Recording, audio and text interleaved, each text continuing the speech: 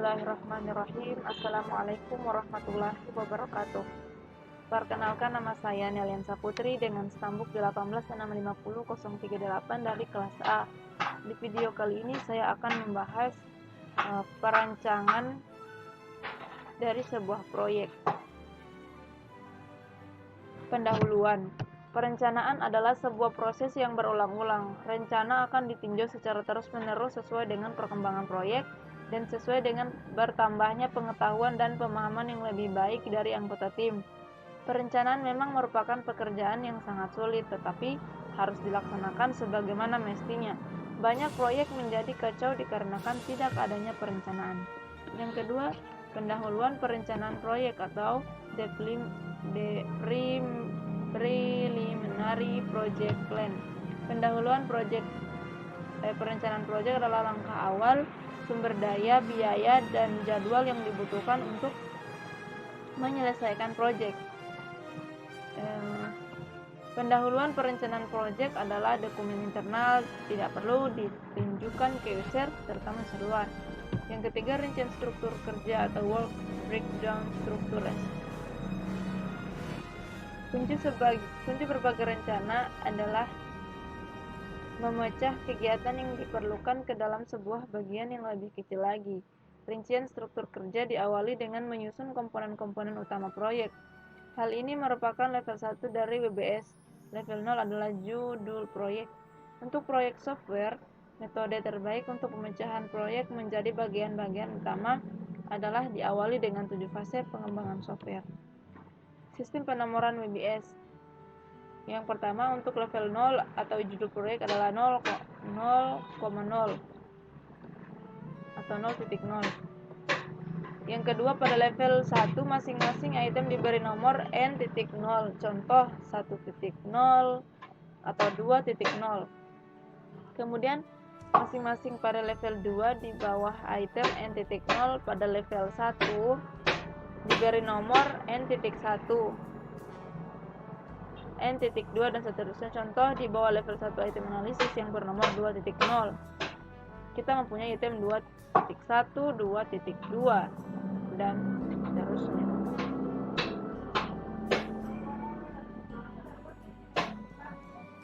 Sedangkan untuk level 3 kita tambahkan titik dan digit dari nomor di level 2.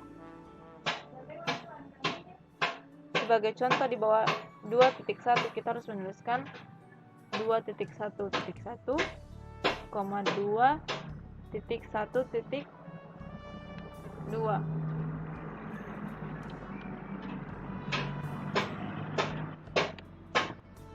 Kapan berhenti? Pemasukan nomor pada level terendah menunjukkan tugas atau kegiatan dalam proyek. Anda dapat berhenti merinci sebuah kegiatan jika mengikuti langkah-langkah sebagai berikut. Yang pertama, beberapa orang atau grup dari sebuah proyek besar dapat diberikan tanggung jawab untuk melakukan tugas atau menyelesaikan kegiatan-kegiatan yang dilibatkan. Yang kedua, Anda dapat memperoleh perkiraan berupa orang atau hari secara garis besar sebagian upaya yang dibutuhkan untuk melaksanakan kegiatan-kegiatan yang terlibat. Hal ini dapat dilakukan dengan memberi tanggung jawab pada setiap orang. Yang ketiga, Anda dapat menjadwalkan tugas. Yang keempat, tugas-tugas tersebut harus singkat dan dapat diselesaikan. Yang keempat, diagram jaringan, the network diagram. Langkah kedua dari perencanaan adalah menggambarkan diagram jaringan yang menunjukkan urutan kejadian. Tipe diagram yang paling baik untuk masalah ini adalah bagan PERT. Urutan kejadian yang didasarkan pada contoh setiap kegiatan. Bentuk dari bagan PERT ini disebut precedence network, jaringan yang ditamakan. Setiap kontak menunjukkan sebuah kegiatan, pada setiap kontak ditulis nama, kegiatan, dan waktu yang diperlukan. Jalur kritis dan laman proyek. Bagan PERT dan jalur kritis adalah jumlah jalur atau serangkaian kegiatan yang dapat ditelusuri pada PERT sederhana di atas dengan mengikuti petunjuk garis panah.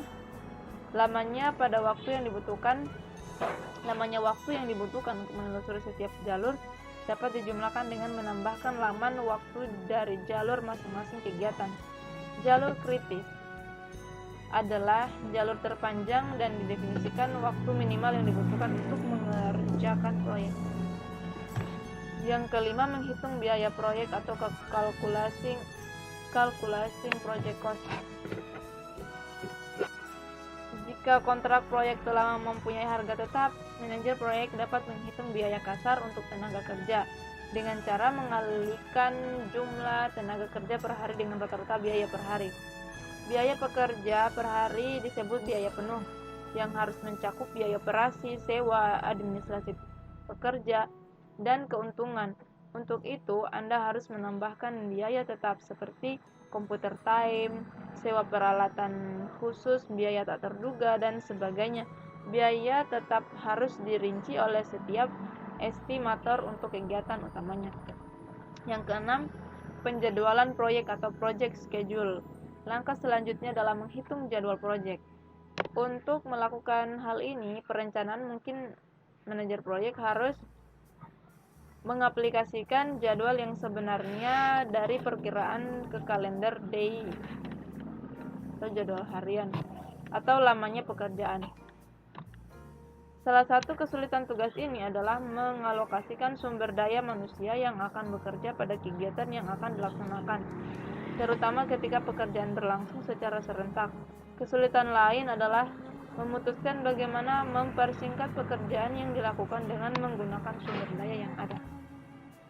Kemudian manajemen proyek menjadwalkan semua proyek pada kalender atau jadwal yang nyata. Metode terbaik untuk melakukan hal ini adalah dengan menggambarkan ke dalam sebuah Gantt chart atau bar chart. Yang ketujuh, outline pendahuluan perencanaan proyek atau preliminary project plan outline. Dilengkapi dengan semua pengetahuan ini, manajer proyek dapat menuliskan dokumen penting.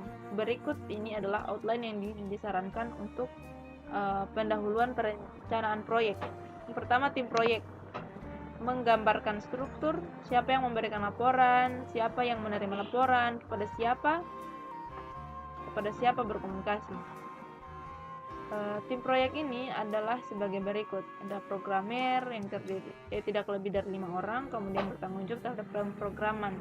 Yang kedua, pimpinan proyek atau project leader bertugas mengawasi programmer, bertanggung jawab terhadap kegiatan-kegiatan yang bersifat teknis seperti analisis, desain, dan tugas-tugas pemrograman keseluruhan. Tujuan utamanya adalah kualitas produk yang dihasilkan secara teknis. Selanjutnya, manajer proyek. Manajer proyek ini bertanggung jawab terhadap semua komunikasi yang datangnya dari luar.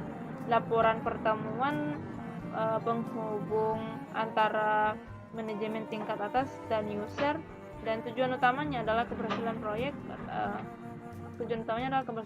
Perencanaan, pengontrolan, dan komunikasi.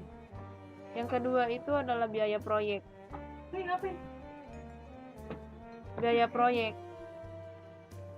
termasuk WBS membuat perkiraan dan perhitungan yang digunakan untuk menaksir biaya dalam bentuk produk. Yang ketiga, penjadwalan proyek merupakan bagian terpenting dalam proyek dan dapat menggunakan metode Gantt. Yang keempat, pemeriksaan ulang atau reviews. Pada bagian ini, Anda dapat menghubungkan antara pertemuan dari manajemen utama dengan peninjau teknik. Jadwal proyek akan memberikan informasi ini, tujuan dari masing-masing peninjau, dan siapa yang akan mengerjakannya. Buatlah daftar tanggung jawab dari orang-orang yang terlibat. Yang kelima, laporan. Bentuk dan isi laporan keadaan. Jadi di dalam laporan itu ada bentuk dan isi dari laporan keadaan, laporan milestone, dan dokumen proyek lain dapat dirinci dalam bentuk laporan. Yang keenam, ada dokumentasi. Ada 2 jenis dokumentasi di dalam proyek, yaitu user dan manajemen proyek. Yang ketujuh, asumsi. Di sini Anda dapat menetapkan harga berdasarkan asumsi, di mana sebagian besar adalah fakta yang diberikan oleh user. Dan untuk kesimpulan dari perencanaan adalah, perencanaan itu seperti menunggangi kuda. Kelihatannya sulit sebelum Anda mencobanya, tetapi begitu Anda mencobanya, maka segalanya akan menjadi mudah. Ya, sangat betul sekali.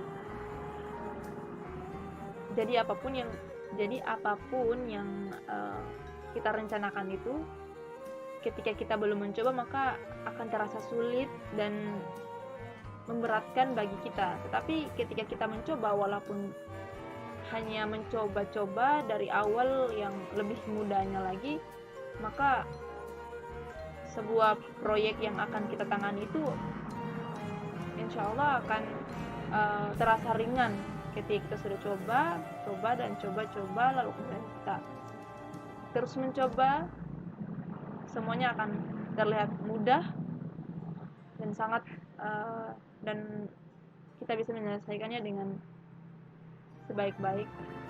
sebaik-baiknya sesuai dengan tanggung jawabnya kita. Ya, mungkin itu saja yang bisa saya sampaikan.